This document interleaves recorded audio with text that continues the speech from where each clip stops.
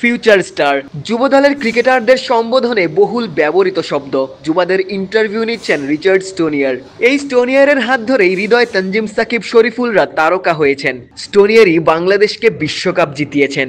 আরও একবার তামিম, ইমন, মারুফ মৃধাদের নিয়ে রিচার্ডও হয়তো বিশ্বজয়েরই স্বপ্ন দেখছেন। বিশ্বকাপ আলটিমেট গোল হলেও আপাতত মিশন এশিয়া কাপ, যে টুর্নামেন্টের বর্তমান চ্যাম্পিয়ন বাংলাদেশ। রাব্বি জিসানদের হাত ধরে প্রথমবারের মতো যুব এশিয়া কাপের শিরোপা জিতেছিল যুবা টাইগাররা, যে দলটার 5 জন ক্রিকেটার রয়েছেন এবারের দলেও।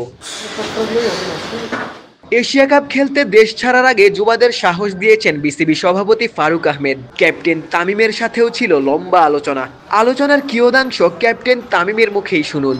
আসলে স্যার বলতেছে যে ক্যাপ্টেন্সি আমাকে যেটা বলছে যে যেটা নিচের প্লেয়ার আছে যারা এখন তাদের কনফিডেন্সটা যারা লো আছে তাদেরকে একটু মোটিভেশন বেশি, যে 5 উইকেট পেলো তাকে মোটিভেশন দেওয়ার কিছুই না, এখন সে অলরেডি তার কনফিডেন্সটা একটু অনেক উপরে আছে। তো যারা নিচে আছে তাদেরকে একটু কনফিডেন্স দেওয়া, তাদেরকে যারা ছোটো আছে বিশেষ করে তাদেরকে একটু আর কি সাহস দেওয়া, এটাই।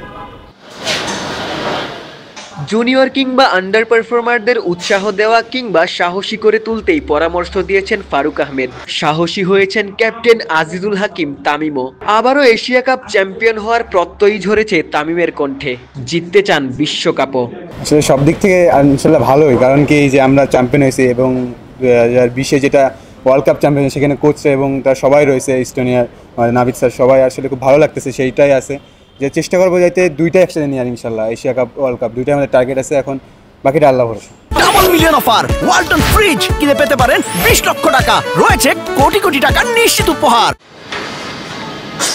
আগামী 29 নভেম্বর আফগানিস্তানের বিপক্ষে বাংলাদেশ যুবদল এশিয়া কাপের উদ্বোধনী ম্যাচে মাঠে নামবে। 8ই ডিসেম্বর টুর্নামেন্টের ফাইনাল ম্যাচটি অনুষ্ঠিত হবে। আশিক সারোয়ার, ক্রিকেট 97।